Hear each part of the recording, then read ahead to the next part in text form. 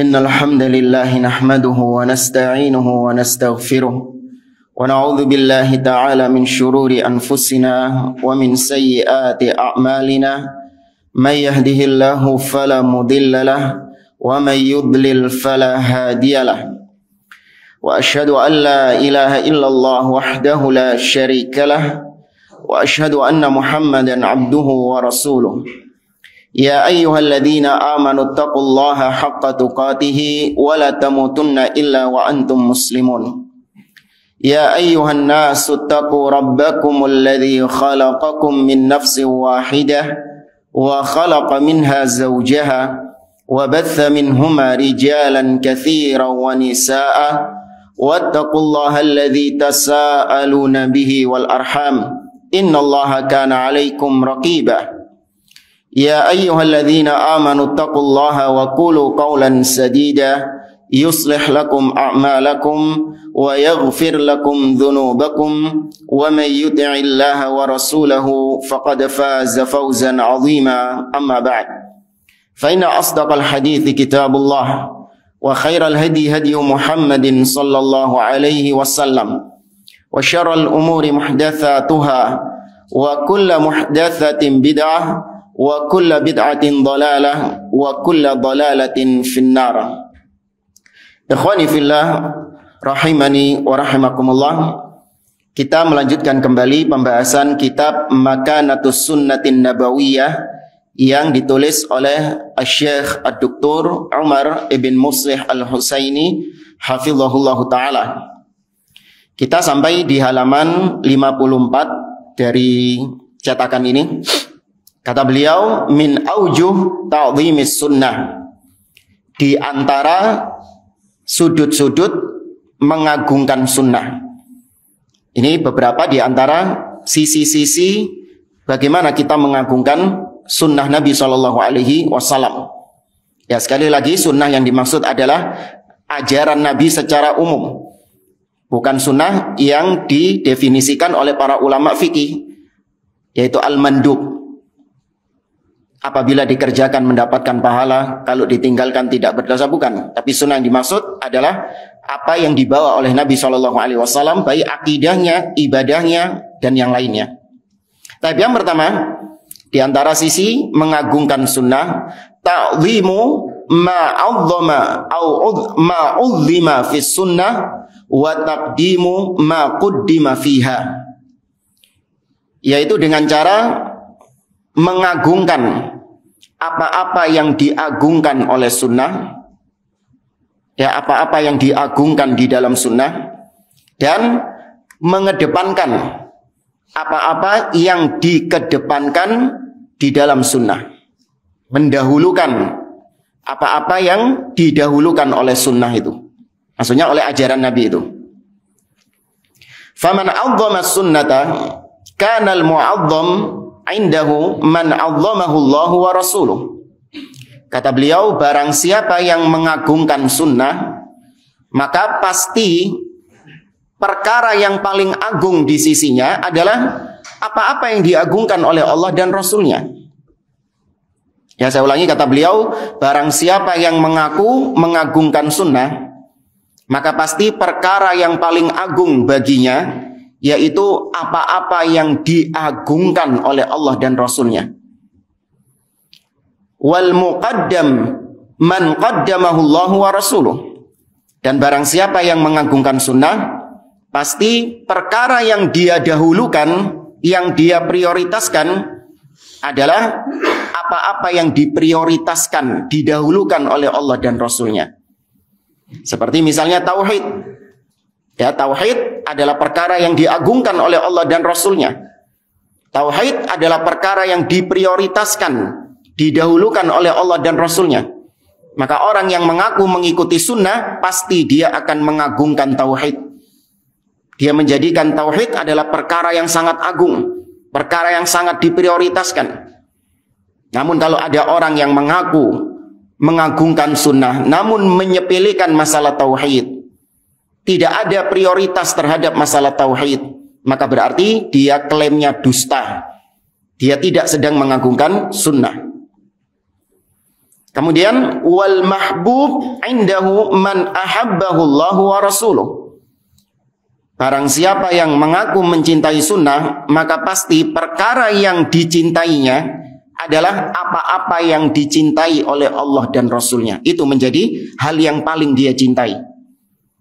Ya, Allah dan Nabi, misalnya Nabi mencintai para sahabat, maka barang siapa yang mengaku mengagungkan sunnah, pasti dia juga mencintai para sahabat Nabi SAW. Nabi ketika ditanya, man ahabbun nasi ilaik, wahai Rasulullah, siapakah manusia yang paling kau cintai? Maka Nabi mengatakan Aisyah, istri beliau Aisyah radhiyallahu taala anha. Kemudian ditanya lagi, wa minar rijal, kalau dari kalangan laki-laki, maka Nabi mengatakan abuha, ayahnya Aisyah, yaitu Abu Bakar radhiyallahu taala anhu. Maka ketika Nabi mencintai Aisyah, mencintai Abu Bakar, dan secara umum para sahabat Nabi SAW, maka yang mengaku mengagungkan sunnah, dia juga akan mencintainya. Maka dari sini jelas siapa orang-orang yang nggak mencintai sunnah kalau kayak gitu? Syiah, ya, orang-orang Rafidhah. Ya, mereka tidak dikatakan mengagungkan sunnah karena mereka membenci bahkan mengkafirkan para sahabat Nabi SAW. Wal muhabu indahu man ahabahu Allah wa rasuluh bihasabi ma yardallahu wa rasuluhu la bihasabil ahwa. Dan perkara yang dia benci, ya, atau yang dia takuti, yang dia khawatirkan, yaitu perkara-perkara yang dibenci oleh Allah dan Rasulnya, perkara-perkara yang diwanti-wanti oleh Allah dan Rasulnya. Ya, barang siapa yang mengaku mengagungkan sunnah, pasti dia akan membenci apa yang dibenci sama Allah dan Rasulnya, dan pasti dia akan mengkhawatirkan apa-apa yang diwanti-wanti oleh Allah dan Rasulnya. Di antaranya adalah kesyirikan, kebid'ahan, kemaksiatan. Kata beliau, semua itu berdasarkan apa yang Allah ridhoi dan apa yang Nabi ridhoi, bukan berdasarkan hawa nafsu. Ya, cinta dan benci ini berdasarkan apa yang Allah cintai dan apa yang Allah benci, apa yang Nabi cintai dan apa yang Nabi benci, bukan berdasarkan hawa nafsu kita. Tapi yang pertama, sisi mengagungkan sunnah. Yang kedua, kata beliau, al-hirsu ala muwafaqati sunnah fil a'mal. Di antara bentuk mengagungkan sunnah yang kedua adalah bersemangat dalam mencocoki sunnah di setiap amal-amal perbuatannya atau amal-amal ibadahnya terutama. Dia berusaha untuk mencocoki sunnah. Kata beliau, wadzalik anna jama'ad din amron. Yang demikian itu karena kesimpulan dari agama Islam itu nggak lepas dari dua hal. Yang pertama, alla na'budu illallah, yaitu kita tidak menyembah kepada siapapun kecuali hanya kepada Allah.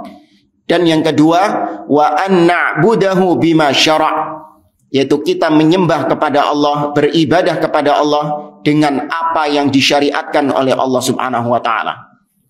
Ini yang dikenal dengan dua rukun ibadah. Apa dan apa kalau kalimat singkatnya? Ikhlas dan ittiba', mutaba'ah. Kama qala ta'ala, sebagaimana yang Allah firmankan di dalam surah Al-Mulk. Allah mengatakan, huwallazi khalaqal mauta wal hayata liyabluwakum ayyukum ahsanu amala. Dialah Allah yang menciptakan kematian dan kehidupan untuk menguji kalian siapa di antara kalian yang terbaik amalannya.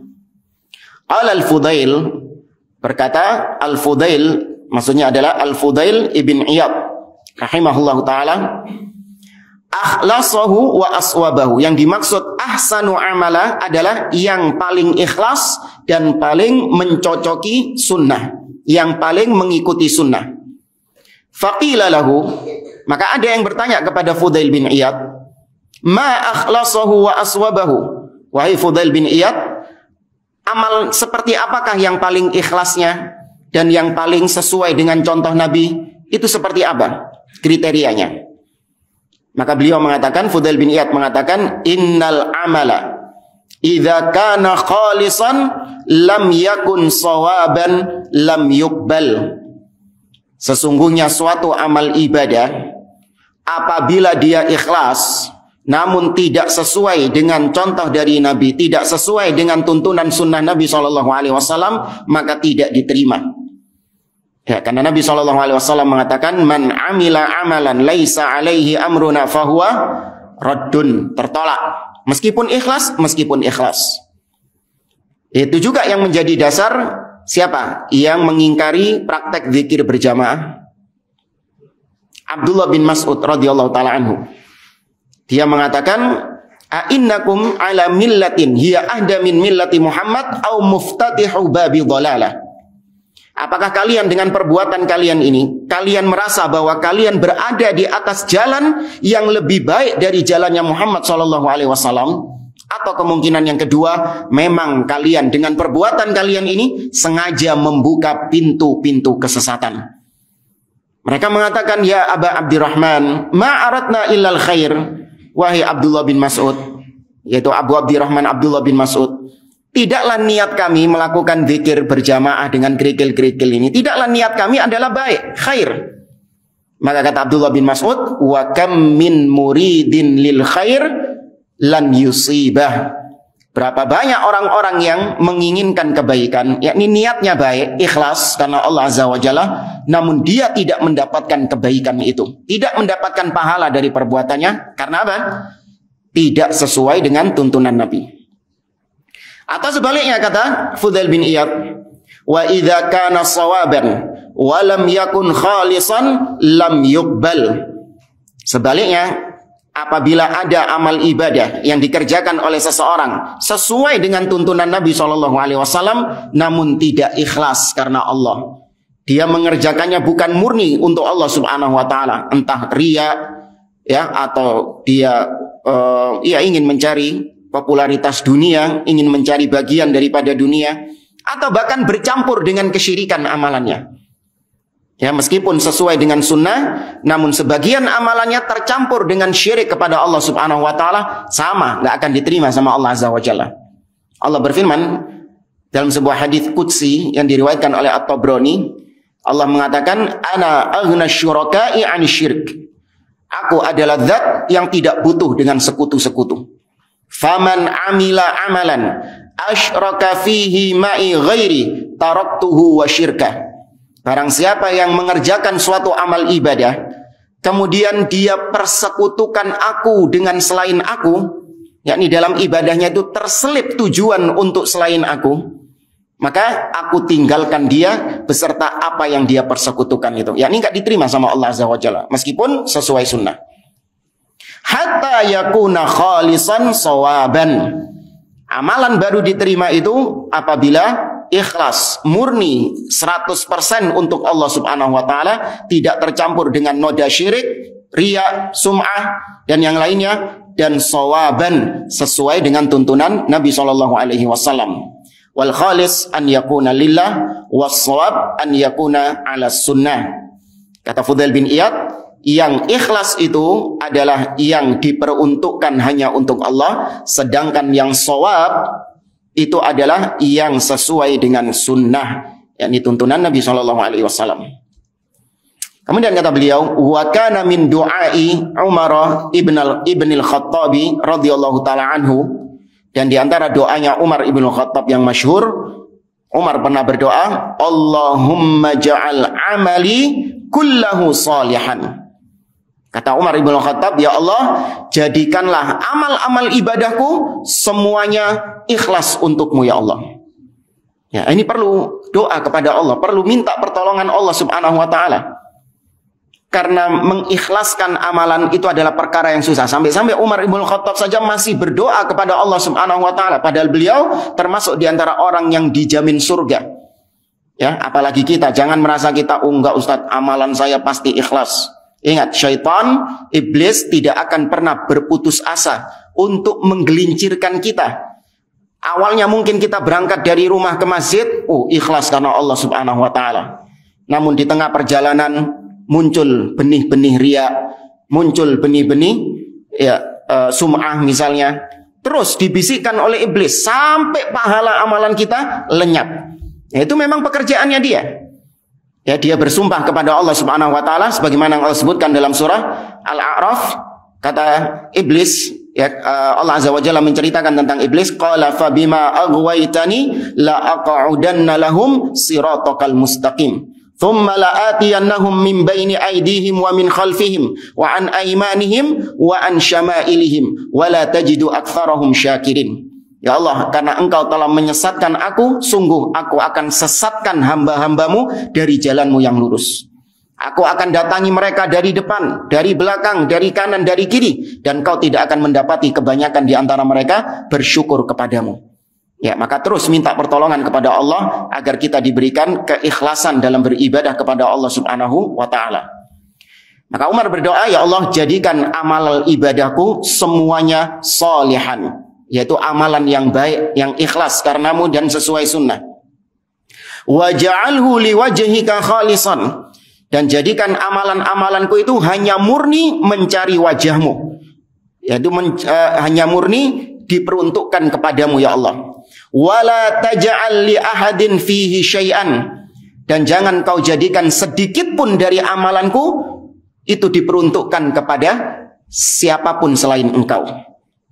Ya, hanya untuk Allah Subhanahu wa ta'ala.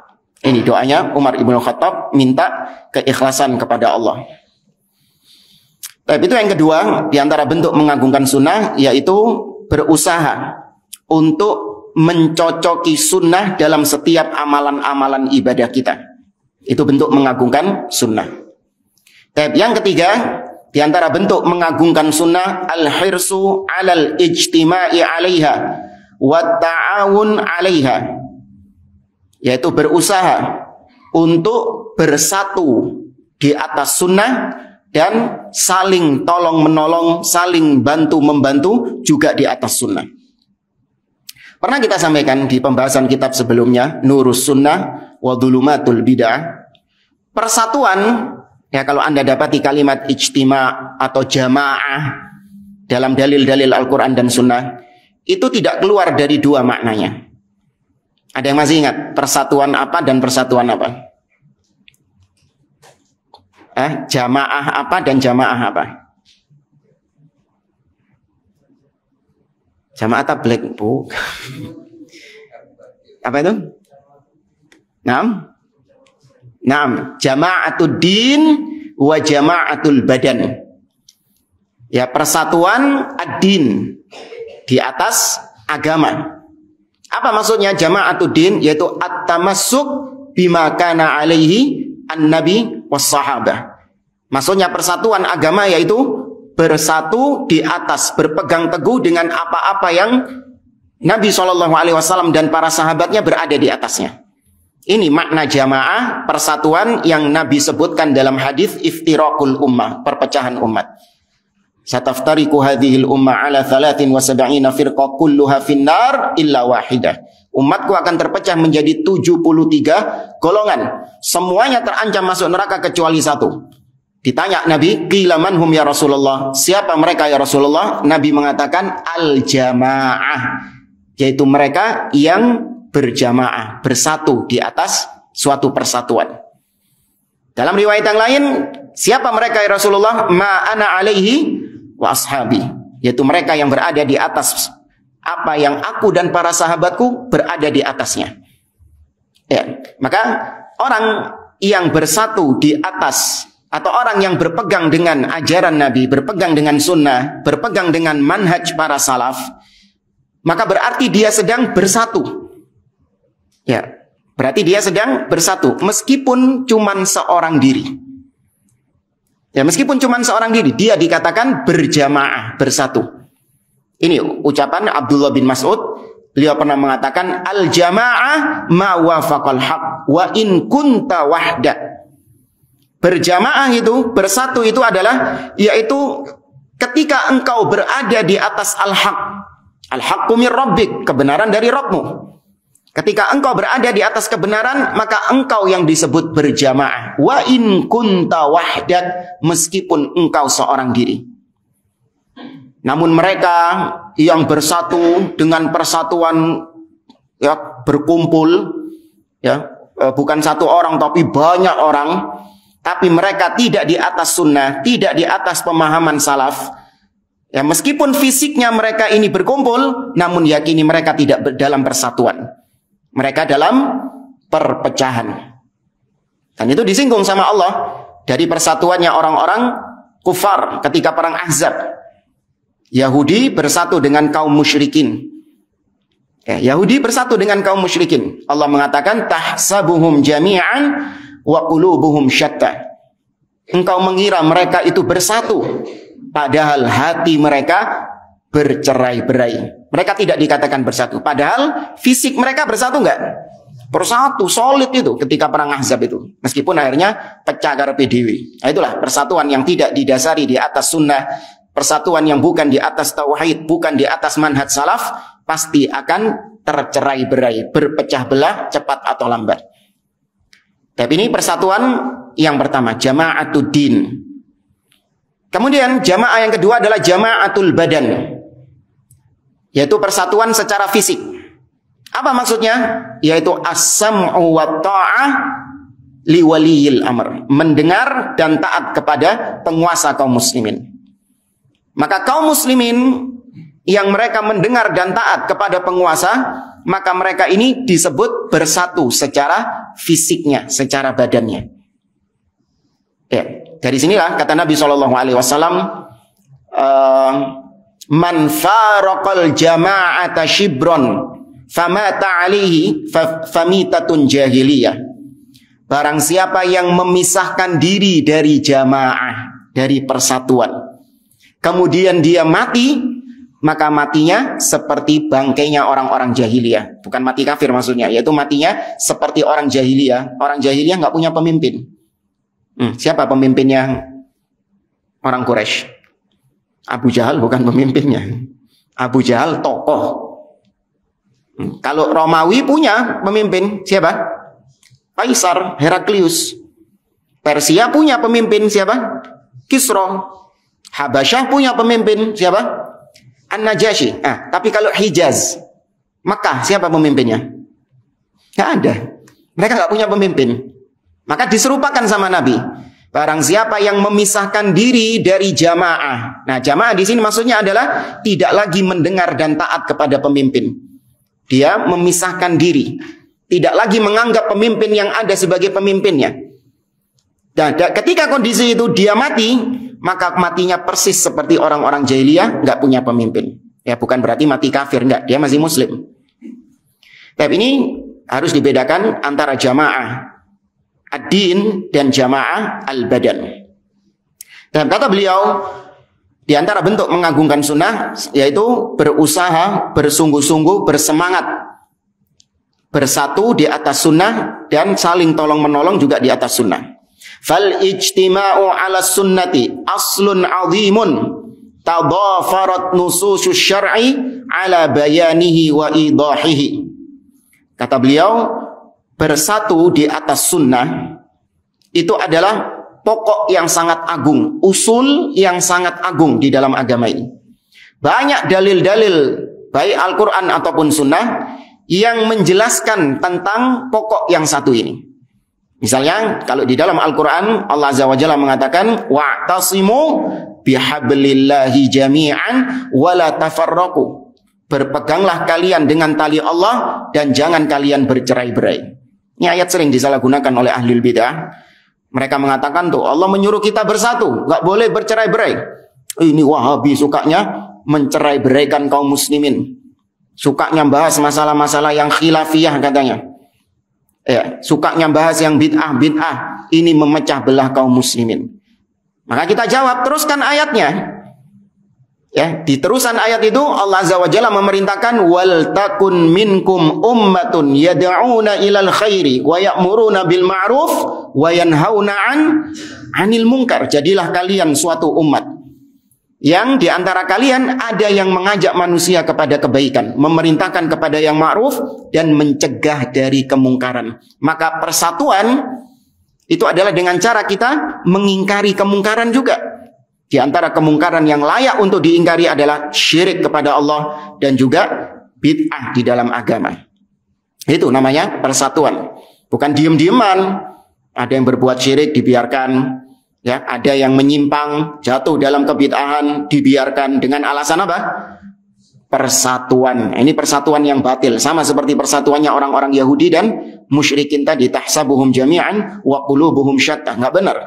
Ya, kalau ingin bersatu, ingkari kesyirikan, kemungkaran. Kemudian dalil yang kedua, misalnya Allah Azza wa Jalla mengatakan dalam surah Al-An'am, wa anna hadza sirati mustaqiman fattabi'uhu wa la tattabi'us subul fatafarraqa bikum an sabili. Sesungguhnya inilah jalanku yang lurus. Ya, sesungguhnya wa anna hadza sirati mustaqiman, inilah jalanku yang lurus, fattabi'uhu, maka ikuti jalan ini. Wa la tattabi'us subul, dan jangan kalian mengikuti jalan-jalan yang banyak, niscaya fatafarraqa bikum an sabili, kalian akan tercerai-berai, akan berselisih dari jalan Allah Subhanahu wa taala. As-subul ditafsirkan oleh para ulama tabi'in, di antaranya Mujahid bin Jabr, kemudian juga Abul Aliyah, ketika menafsirkan as-subul, jalan-jalan yang banyak itu, yang kalau kita ikut jalan ini maka kita bercerai-berai, bukan bersatu. Apa penafsiran para tabi'in?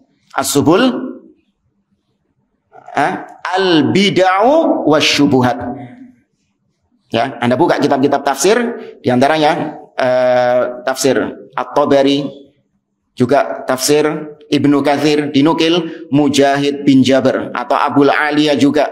Ketika menafsirkan as-subul, as-subul ay al-bid'u wasyubuhat, yaitu bid'ah-bid'ah dan syubhat-syubhat. Ya, itu yang bikin tercerai-berai. Itu yang bikin umat Islam berpecah belah. Ya, maka ketika ahlu sunnah mengingkari kebid'ahan tersebut, mengajak kaum muslimin kembali kepada sunnah, berarti hakikatnya mengajak apa? Mengajak bersatu atau mengajak bercerai-berai? Mengajak bersatu. Ya. Namun kita sering dituduh memecah belah. Ya. Ya, kemudian di antara bentuk mengagungkan sunnah, kata beliau, wa minhu at-ta'awun 'alal birri wat taqwa. Dan di antara bentuk mengagungkan sunnah yaitu saling tolong-menolong dalam perkara kebaikan dan ketakwaan kepada Allah Subhanahu wa taala. Ini sebagaimana yang Allah firmankan dalam surah Al-Maidah ayat yang kedua, wa ta'awanu 'alal birri wat taqwa wa la ta'awanu 'alal itsmi wal 'udwan. Tolong-menolonglah kalian ya dalam perkara kebaikan dan ketakwaan kepada Allah, dan jangan kalian tolong-menolong dalam perkara dosa dan permusuhan. Was-sidqu wal 'adlu, demikian juga dengan perbuatan atau ucapan yang jujur, ya, berbuat adil, wal ikhlas, ikhlas dalam beribadah, wal amru bil ma'ruf wan nahyu 'anil munkar, memerintahkan kepada kebaikan dan mencegah kemungkaran, wa nasrul madlum, menolong orang-orang yang terdolimi, wa kullu ma yuhibbuhullahu wa rasuluh, dan apa-apa yang Allah cintai dan Rasul cintai. Maka kita saling tolong-menolong dalam perkara-perkara tadi. La ala dhulmin wala asabiyatin jahiliyah. Kita tidak saling tolong-menolong di atas kedoliman. Kalau sudah tahu orangnya berbuat dolim, jangan ditolong. Ya, tapi kata Nabi SAW, kita tetap menolongnya. Dengan cara apa kita menolong orang yang dolim? Antakuffahu an dhulmihi, yaitu engkau cegah dia dari perbuatan dolim itu. Jadi ada ungkapan yang masyhur di kalangan orang-orang jahiliyah dulu sebelum diutusnya Nabi SAW. Ucapan ini sudah ada, yaitu unsur akhaka zaliman au madluman. Tolonglah saudaramu, baik saudaramu itu dalam keadaan terzolimi atau dia yang berbuat dolim, pokoknya tolong. Nah, ini orang-orang jahiliyah itu karena mereka itu asobiyah, fanatik, kesukuannya kuat. Jadi kalau ada keluarganya, anggota sukunya yang berbuat dolim, tetap ditolong sama mereka. Itu ucapan yang terkenal ketika itu. Maka tatkala datang Islam, ya tatkala Nabi SAW diutus, maka Nabi masih tetap memakai kalimat itu. Akan tetapi maknanya dirubah sama Nabi SAW. Nabi tetap mengatakan unsur akhaka zaliman au madluman. Iya, kalian tolong saudara kalian, baik yang berbuat dolim atau yang terdolimi. Heran para sahabat. Hadal madlum, iya, yang terdolimi kita tolong. Ya, kalau yang berbuat dolim kok kita tolong? Kata Nabi SAW, anta kuffahu an dzulmihi. Kau tetap menolong orang yang berbuat dolim itu, tapi caranya dengan kau mencegahnya dari perbuatan dolim. Itu menolong dia. Yaitu ketika dia tidak jadi berbuat dolim, maka berarti dia nggak jadi kena dosa. Ya, kau tolong dia agar dia tidak terkena dosa, terkena siksa Allah Subhanahu wa taala gara-gara kedolimannya tersebut. Ya, maka kita kalau sudah tahu orang berbuat dolim, ya, dan dolim yang paling besar apa? Syirik kepada Allah Azza wa Jalla. Ya, Allah mengatakan tentang Luqman, wa idh qala Luqmanu libnihi wa huwa ya'idhuhu ya bunayya la tusyrik billah inna syirka la dzulmun 'adzim.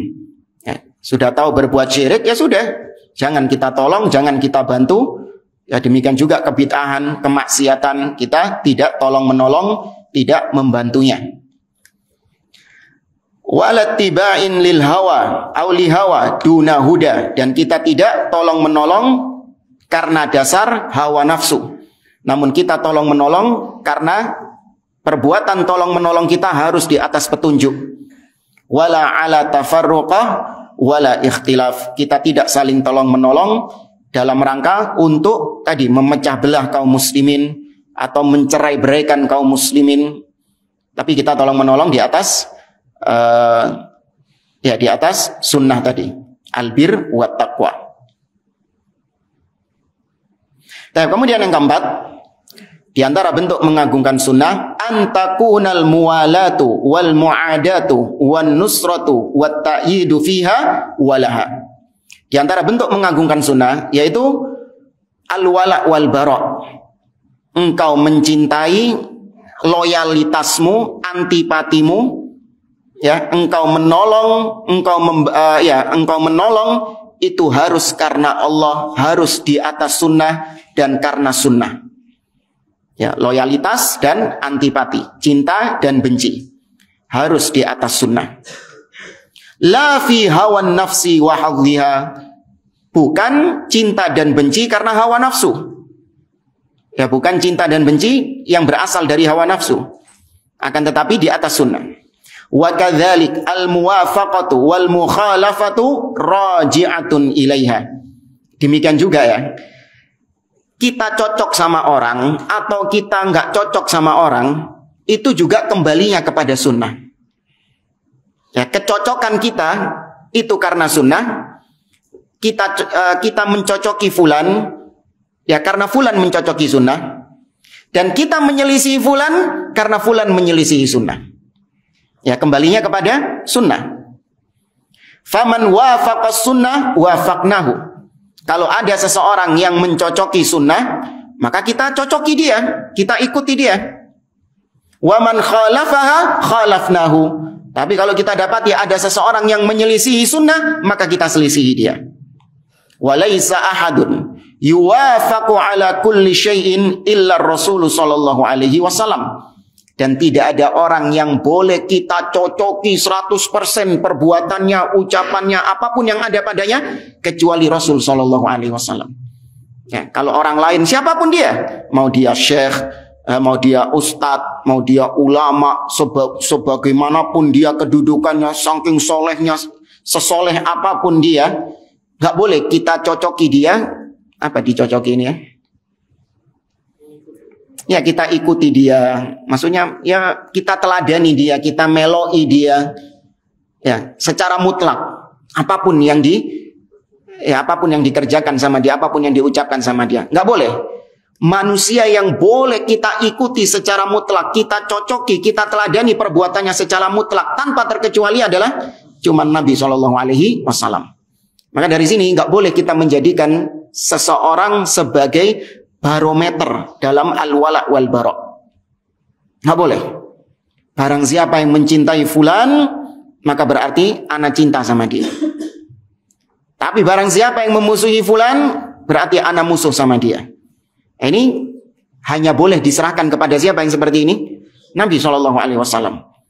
Ya, kita mencintai fulan karena dia mencocoki Nabi, dan kita menyelisihi fulan karena dia menyelisihi Nabi SAW. Itu bentuk mengagungkan sunnah. Wa ghairuhu bihasabi muwafaqatihi lahu sallallahu alaihi wasallam yuwafaq. Adapun selain Nabi, kita boleh mengikutinya, meneladaninya, mencocokinya dengan syarat apabila dia mencocoki siapa? Rasul sallallahu alaihi wasallam. Ya. Di sini ada ucapan yang bagus tentang al-wala wal bara ini, mencintai seseorang. Kita nukilkan dari muhadharahnya Syekh Abdul Aziz Ar-Rayis yang berjudul Muhammad Al-Arifi Ardun wa Naqdun. Ya, min aqwal Muhammad Al-Arifi Ardun wa Naqdun, yaitu bantahan Syekh Abdul Aziz Ar-Rayis kepada dai harokah di Saudi yang bernama Muhammad Al-Arifi. Nah, di mukaddimahnya beliau menyebutkan tentang al-wala wal bara. Nah, ini luar biasa.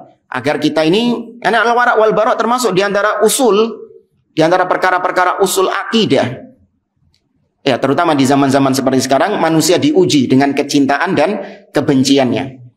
Kalau salah mencintai seseorang, salah membenci seseorang, ini berakibat fatal. Kata beliau, inna minal ibtila'il azim an yatabayyan lirrajuli anna da'iyatan kana yuhibbuhu annahu ala ghairi hudan wala ala siratin mustaqim.